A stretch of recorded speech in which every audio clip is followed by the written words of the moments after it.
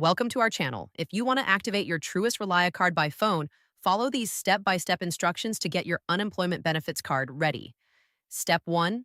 Locate the activation phone number on the sticker attached to your Truist ReliaCard or in the accompanying welcome packet. Step 2. Have your ReliaCard available with the card number visible before making the call.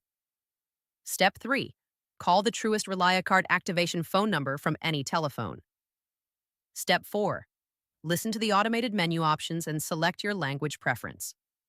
Step 5. Choose the option to activate a new card from the menu selections. Step 6. Enter your complete ReliaCard number when prompted using your phone's numeric keypad. Step 7.